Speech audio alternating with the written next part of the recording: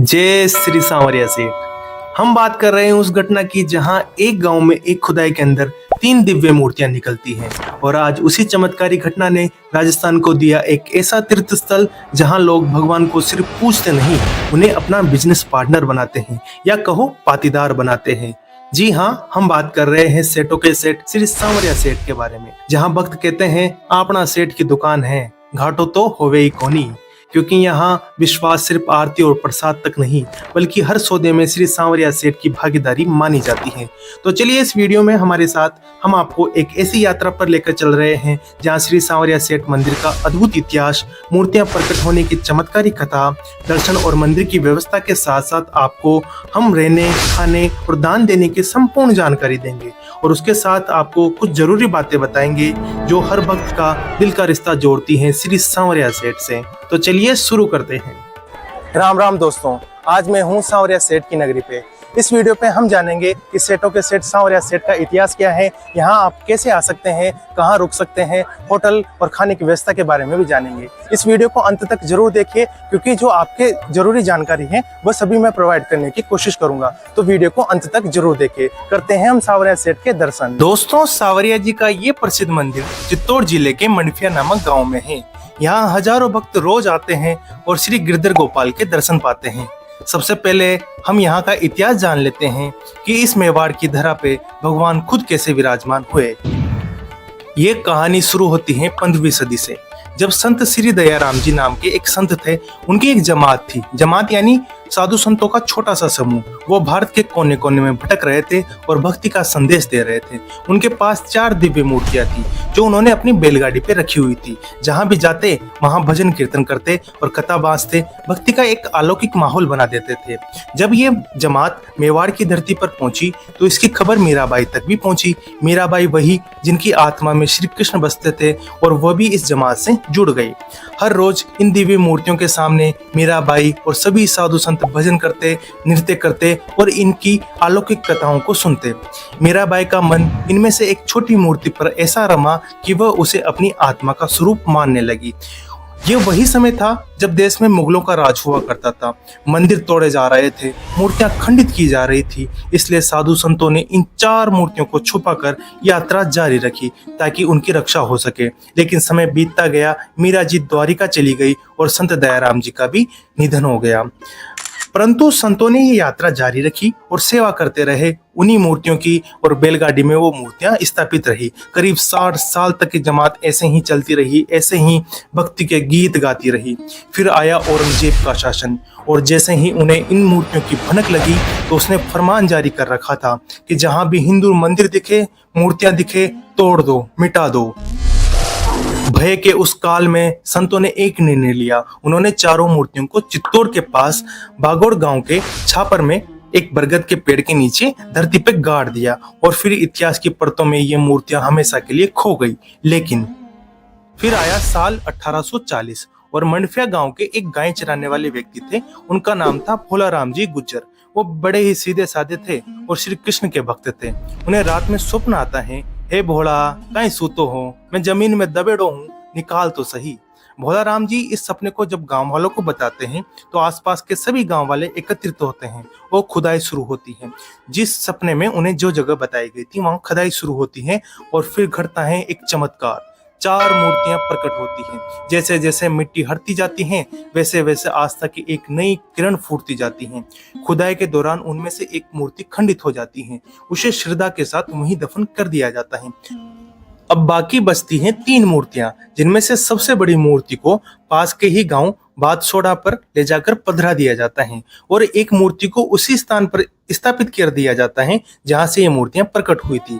और एक छोटी मूर्ति होती है जिसे भोलाराम जी अपने हृदय से पहचान लेते हैं और उसे अपने घर पे ले आते हैं और अपने परांडे पे रख देते हैं। जो परांडा पानी पीने की जो जगह होती है जहाँ पर मटकियां रखी जाती हैं वहां पर रख देते हैं और फिर वहीं से सेवा पूजा उनकी शुरू कर देते हैं। धीरे धीरे गांव में चमत्कार होने लगते हैं, लोगों के कष्ट दूर होने लगते हैं, सेठ सभी की झोली भरने लगते हैं और यही भोलाराम जी गुज्जर का घर बन जाता है मंडफिया का प्रसिद्ध सांवरिया सेठ का मंदिर, जहाँ लाखों लोग आते हैं, करोड़ों का चढ़ावा चढ़ाते हैं।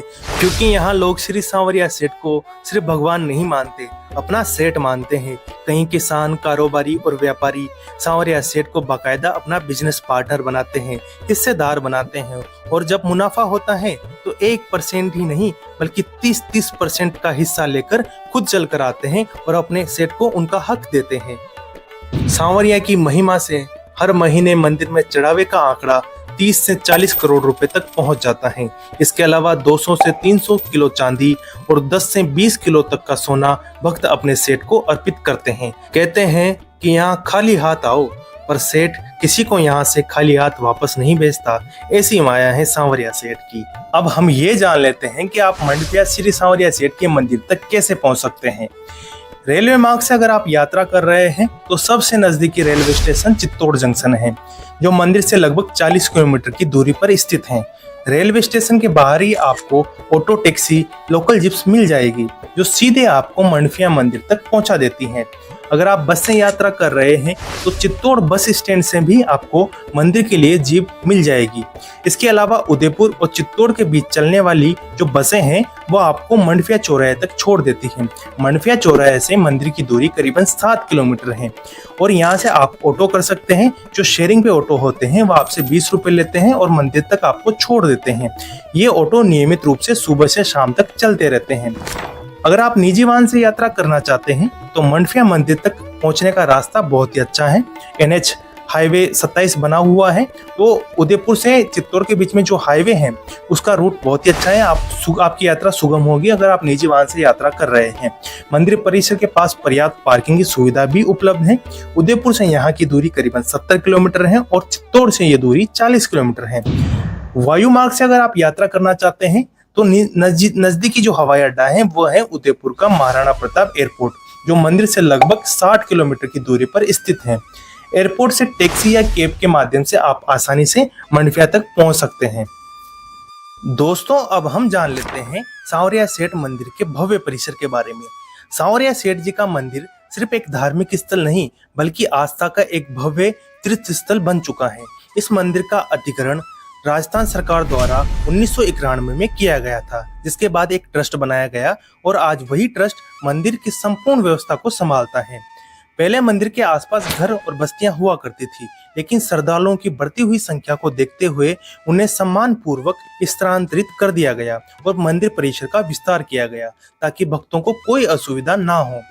मंदिर परिसर में प्रवेश करते ही सबसे पहले एक विशाल मुख्य द्वार मिलता है, जहां से करीबन 700 मीटर लंबा एक कॉरिडोर शुरू होता है, जहां से आपको मंदिर का भव्य शिखर दिखना शुरू हो जाता है।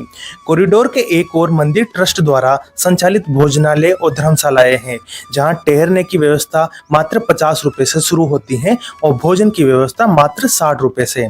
साथ ही एक अलग गली मिलती है जिसमें रंग बिरंगा बाजार सजा है, जो हमेशा मेले जैसा माहौल बनाए रखता है। आगे एक एंट्री गेट आता है, जहां सुरक्षा की दृष्टि से कहीं गार्ड तैनात रहते हैं। यहाँ जूते, चप्पल, बैग आदि ले जाना मना है, जिन्हें आप पास की ही धर्मशालाओं में जो निःशुल्क लॉकर बने हुए हैं उनमें आप जमा करवा सकते हैं। एंट्री गेट के बाद मंदिर में एक बहुत बड़ा परिसर शुरू होता है। इस गेट के बाद शुरू होती है एक रेलिंग वाली पगडंडियां, जो करीबन 700 से 800 मीटर लंबी है। यह रास्ता भक्तों को धीरे धीरे मंदिर के गर्भगृह तक ले जाता है। यहाँ भीड़ हमेशा रहती है, लेकिन बीच बीच में कूलर और पीने के पानी के साथ CCTV की व्यवस्था की गई है, जो सचमुच सराहनीय है। गर्भगृह में आप जैसे ही प्रवेश करते हैं एक अद्भुत शांति और सुकून का अनुभव होता है। सेठ जी के सामने ही ट्रस्ट के कर्मचारी भक्तों के द्वारा चढ़ाए गए धन को गिनते रहते हैं और ये सब कुछ सार्वजनिक रूप से पारदर्शी तरीके से किया जाता है। सभी भक्त बारी बारी से श्री सांवरिया सेठ के दर्शन करते हैं। उनकी मनोहर छवि ऐसी है जो हृदय को स्पर्श कर जाती है और एक झलक मानो हर दुख हर लेगी, ऐसा प्रतीत होता है। उनका ये मनमोहक रूप आपको भी जरूर मंत्रमुग्ध कर देगा। दर्शन के बाद भक्त दूसरे द्वार से बाहर निकल जाते हैं और फिर वापसी उसी कॉरिडोर के रास्ते से की जाती है। यहाँ आए दिन बहुत भीड़ होती है, पर मंदिर प्रशासन की व्यवस्था उत्कृष्ट है, जो भीड़ को भी कंट्रोल करते हैं और सभी भक्तों के दर्शन भी सुनिश्चित करते हैं। यहाँ पूजा सामग्री के नाम पर किसी में कोई भी बंधन नहीं है। किसी का अगर काम हो जाता है तो वो अपनी श्रद्धा के हिसाब से कुछ हिस्सा सांवरिया सेठ को अर्पण कर देता है। बाकी कोई भी यहाँ पर पंडित पैसा नहीं मांगता है और सुविधाएं भी बहुत अच्छी हैं, जैसा हर मंदिर पर देखने को नहीं मिलता है। और विशेष बात यह है कि मंदिर परिसर में मोबाइल, कैमरा और किसी भी प्रकार की पूजा सामग्री ले जाना बिल्कुल वर्जित है। यहाँ पर सिर्फ भगवान होते हैं, भक्त होते हैं और यहाँ पर कोई दिखावा नहीं होता। बिना किसी शोर के बस शुद्ध भक्ति और आस्था का समर्पण आपको यहाँ देखने को मिलेगा। सांवरिया सेठ का मंदिर हर दिन भक्तों के लिए खुला रहता है, लेकिन उनके दर्शन करने का समय निर्धारित है। प्रातः 5:40 पर मंदिर के पट खोले जाते हैं और 12 बजे तक आप उनके दर्शन कर सकते हैं। 12 बजे के बाद कुछ देर के लिए मंदिर बंद होता है। दिन के 2:30 बजे मंदिर में दर्शन फिर से प्रारंभ किए जाते हैं और ये दर्शन रात्रि के 11:30 बजे तक खुले रहते हैं। फिर उसके बाद मंदिर के पट बंद कर दिए जाते हैं। वैसे तो हर दिन यहाँ पर श्रद्धालुओं की भीड़ लगी रहती है, लेकिन 11, 14 और अमावस के दिन यहाँ पर विशेष अवसर माने जाते हैं और भीड़ अपने चरम पर होती है, जहाँ भक्तों की संख्या लगभग 2 लाख तक पहुँच जाती है। अगर आप थोड़ा भीड़ भाड़ से बचकर शांतिपूर्वक दर्शन करना चाहते हैं तो इन विशेष तिथियों से आप बच सकते हैं। तो दोस्तों, अब हम मंदिर में दर्शन करने की प्रक्रिया के बारे में बात कर लेते हैं। मंदिर के अंदर दर्शन करने के लिए जो लाइनें लगती हैं उसमें लगना अनिवार्य है। औसतन आपको दर्शन कर बाहर आने में 1 से 2 घंटे का समय लग जाता है, लेकिन इस दौरान आपको एक खास बात नजर आएगी। जब आप मंडफिया गांव की सीमा पर प्रवेश करते हैं तो सेठ जी की कृपा स्वतः ही शुरू हो जाती है। रास्ते में भंडारे, पेयजल की मुफ्त सेवाएं और प्रसाद आपको कहीं जगह स्वतः ही मिल जाते हैं। ऐसा लगता है मानो खुद सांवरिया सेठ अपने भक्तों का स्वागत कर रहे हों। अगर आप सामान रखने और ठहरने की व्यवस्था के बारे में जानना चाहते हैं तो मंदिर परिसर के ठीक सामने ही सरकारी ट्रस्ट द्वारा संचालित कुछ धर्मशालाएं स्थित हैं, जहां पर मुफ्त में लॉकर सुविधाएं उपलब्ध कराई जाती हैं। आप अपना ताला लेकर सामान को सुरक्षित वहां पर रख सकते हैं, जिसका कोई चार्ज नहीं है। अगर आप रुकना चाहते हैं तो 50 रुपए से कमरों की सुविधा भी इन धर्मशालाओं पे उपलब्ध है और आप वहां पर आसानी से कमरा ले सकते हैं। और पास में ही निजी होटलें भी उपलब्ध हैं, आप उन पे भी जा सकते हैं और अपना आरामदायक सुविधाएं प्राप्त कर सकते हैं। अगर हम पूजा सामग्री और प्रसाद के बारे में सच्चाई जाने तो ये है कि मंदिर के अंदर किसी भी प्रकार की कोई भी पूजा सामग्री या प्रसाद या फूल ले जाना बिल्कुल वर्जित है। कुछ लोग और कुछ दुकानदार आपको बाहर कहेंगे कि अंदर पूजा चढ़ती है, ये विशेष पूजा चढ़ती है, लेकिन ऐसा कुछ भी नहीं है। अंदर आपको कुछ भी चढ़ावा नहीं चढ़ाना, ना ही कोई पंडा पुजारी आपको अंदर पैसे मांगता है।